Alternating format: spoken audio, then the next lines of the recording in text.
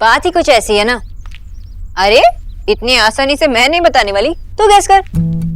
अरे गैस करना। New job, no? Holiday के लिए इतना तो एक्साइटेड नहीं हो सकती, ओके? एक मिनट, मैं बताती हूँ। You know what, I am pregnant. मैं माँ बनने वाली हूँ। कोई रिएक्शन नहीं? हेलो हेलो, अरे कहाँ गई? हेलो,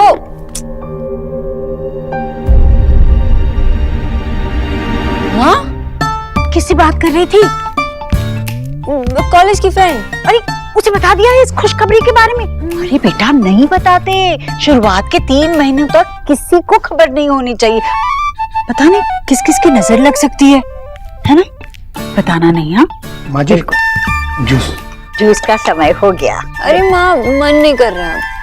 पीना तो पड़ेगा ही ना। तुम्हें याद है ना, तुम पता नहीं मुझे किन किन चीजों का जूस निकाल कर देती थी और मैं पी जाती थी, बेचारी मैं। पर तुम्हें अब इस होने वाली दादी की बात तो माननी पड़ेगी, क्योंकि इस दादी ने 4 बच्चों को पाला है, और वो भी सबसे बेस्ट बच्चा। हाँ चलो पियो पियो। शुरुआत के कुछ दिनों में ये खुराक दुगनी हो जाती है तो थोड़ी सी दिक्कत होती है खाने पीने के मामले में, पर बाद में ना आदत पड़ जाती है। चलो चलो चलो।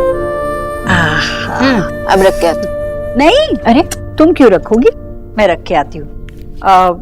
सोनाक्षी, एक बात कहूँ? नहीं, 4। आपकी हर बच्चे की नाम की एक।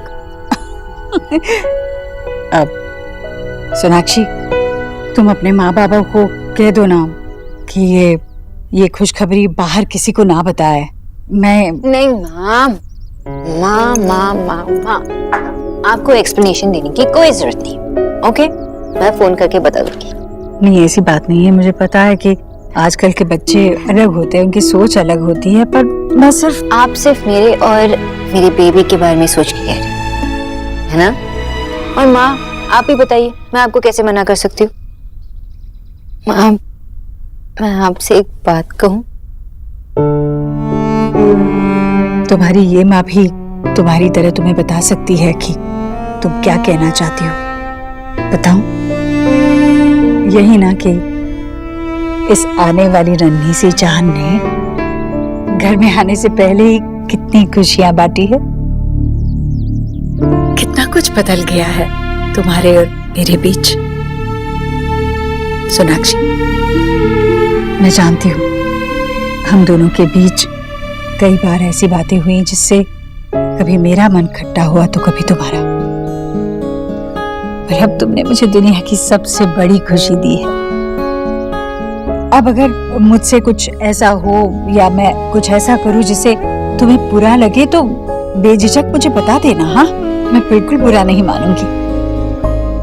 तुम्हारी खुशियों से बढ़कर मेरे लिए कुछ भी नहीं है। मुझे पता है, जो भी आप करेंगी और जो भी आप कहेंगी वो बेबी और मेरे लिए ही करेंगे ना?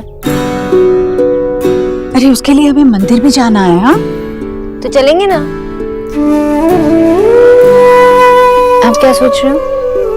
सोच रही थी कि देव भी चलता तो कितना अच्छा होता। माँ, आप मन छोटा मत कीजिए। हम दोनों जाएंगे और देव की तरफ से भी प्रे करके आएंगे। क्यों? मेरी तरफ से क्यों प्रे करोगी?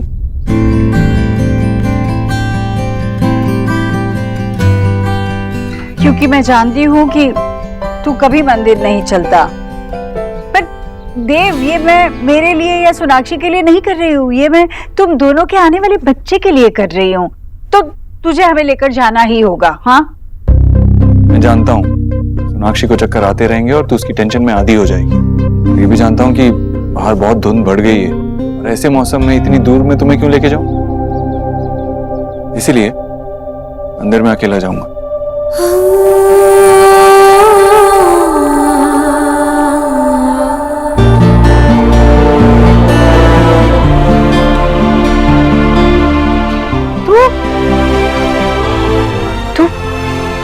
तू मंदिर जाएगा? हाँ, मंदिर भी जाऊंगा और पूजा भी करूंगा। तुम दोनों घर पे रहो। ऐसे क्या देख रही? हमेशा कहती थी ना कि मैं तेरे और तेरे भगवान के बीच में ना बोलूं, तो मैं भी अकेला ही जाऊंगा। खुद उससे बात करूंगा। देखा सोनाक्षी, देखा तुमने, ये नन्ही सी जान ने इस घर में कदम भी नहीं रखा और इस घर को खुशियों से भर दिया, मेरे आंचल में खुशियां डाल दी। मैं बस अब भगवान से यही प्रार्थना करूंगी कि इस घर की खुशियां कभी कम ना हो, किसी की नजर न लगे मेरे इस घर को।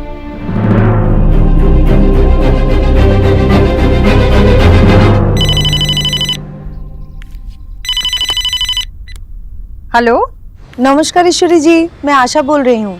हाँ कहिए, होने वाली नानी नहीं, क्या सिखाया था आपने वो बंगाली में? दीदा। हाँ, दादी का उल्टा दीदा।